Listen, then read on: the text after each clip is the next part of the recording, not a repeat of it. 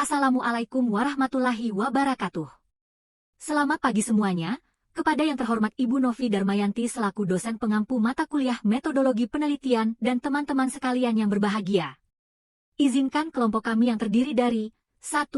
Elena Aulia NIM 220411025 2. Nindi Ayu Hauriah NIM 220411047 3. Yulia Prastika NIM 220411033 4. Anang Rizky NIM 220411023 melaksanakan presentasi yang berjudul Jenis Penelitian Kuantitatif Memahami Pendekatan Numerik dalam Riset. Baik, langsung saja. Penelitian kuantitatif adalah metode ilmiah sistematis yang meniru penelitian alam dan berlandaskan pada paham positivisme serta kaidah ilmiah. Metode ini digunakan untuk menemukan pengetahuan baru dan memperluas pemahaman terhadap suatu fenomena. Data yang digunakan berupa angka atau data numerik yang kemudian dianalisis secara statistik untuk mendapatkan kesimpulan yang akurat.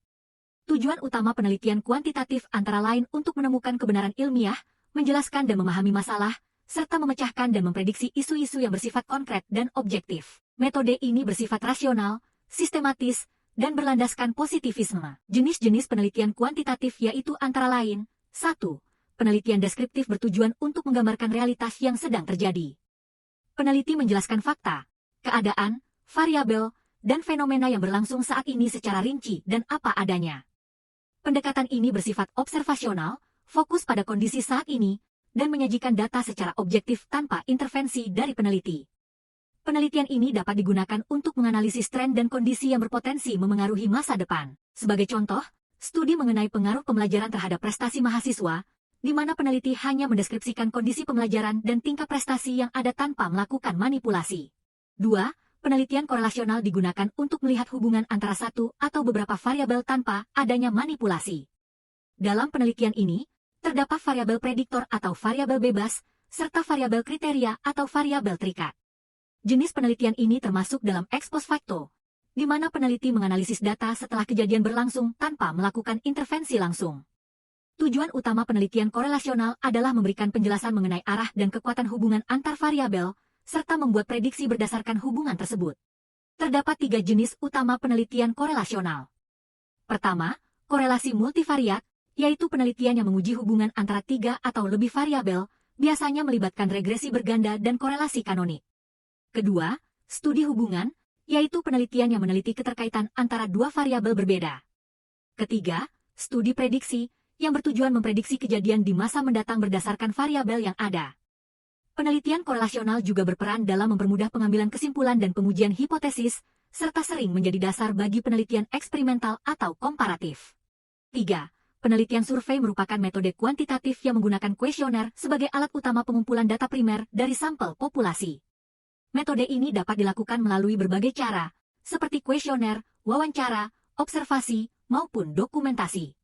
Ciri-ciri utama penelitian survei antara lain, sampel yang representatif, jumlah responden yang besar, cakupan wilayah yang luas, serta kesimpulan yang diperoleh dari tanggapan responden. Metode ini memungkinkan peneliti untuk menjangkau area yang luas dan memperoleh data numerik yang signifikan secara statistik. Desain penelitian survei terdiri atas beberapa jenis. Pertama, cross-sectional survey, yaitu pengumpulan data satu kali untuk isu yang bersifat sementara. Kedua, sample survey, yang dilakukan pada sebagian populasi sebagai sampel penelitian. Ketiga, longitudinal survey, digunakan untuk memahami isu berkelanjutan dengan pengumpulan data secara berkala. Dan yang terakhir, sensus survey, yaitu penelitian terhadap seluruh populasi yang dituju. Survei berperan penting dalam penelitian kuantitatif untuk mengumpulkan data numerik terstruktur, mengidentifikasi pola, dan membantu pengambilan keputusan berbasis bukti. Dalam penelitian survei, terdapat beberapa unsur penting yang harus diperhatikan. Pertama, konsep, yaitu gagasan atau ide utama mengenai fenomena yang akan diteliti. Kedua, teori, yaitu dasar penjelasan ilmiah yang digunakan untuk memprediksi atau memahami fenomena. Ketiga, hipotesis, yaitu dugaan sementara yang akan diuji validitasnya menggunakan data empiris. Keempat, proposisi, yang menjelaskan hubungan logis antar konsep. Kelima, variabel, baik variabel bebas maupun terikat. Dan terakhir, definisi operasional, yaitu cara khusus dan terukur untuk mengamati serta mengukur variabel secara ilmiah. 4. Penelitian komparatif termasuk dalam jenis penelitian kuantitatif non-eksperimental yang bersifat causal komparatif. Penelitian ini bertujuan mencari hubungan sebab akibat dengan menganalisis faktor-faktor penyebab dari data yang sudah ada. Pendekatan ini bersifat retrospektif atau ex post facto, artinya data dikumpulkan setelah peristiwa terjadi.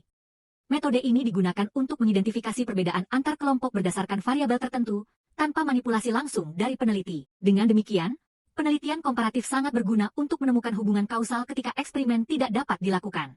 5. Penelitian eksperimen adalah metode penelitian kuantitatif yang bertujuan menyelidiki hubungan sebab akibat antara variabel. Peneliti memanipulasi variabel independen, melakukan randomisasi terhadap subjek, serta mengontrol variabel ekstraneus agar hasilnya valid. Tujuan utama penelitian eksperimen adalah untuk menguji hipotesis melalui perlakuan yang terkontrol secara ilmiah. Jenis penelitian eksperimen dibedakan menjadi 3, yaitu pre-eksperimental, true eksperimental, dan quasi-eksperimental. Desain pre-eksperimental merupakan tahap awal penelitian eksperimen yang belum memiliki kontrol penuh, sehingga variabel luar masih berpengaruh besar. Desain true eksperimental memiliki kontrol maksimal dan dilakukan dengan randomisasi, misalnya desain pretest post-test control group atau Solomon four group design. Sedangkan quasi-eksperimental merupakan pengembangan dari eksperimen sejati, namun tanpa randomisasi penuh karena keterbatasan kelompok kontrol. Desain faktorial digunakan untuk menganalisis interaksi antara lebih dari satu variabel independen. 6.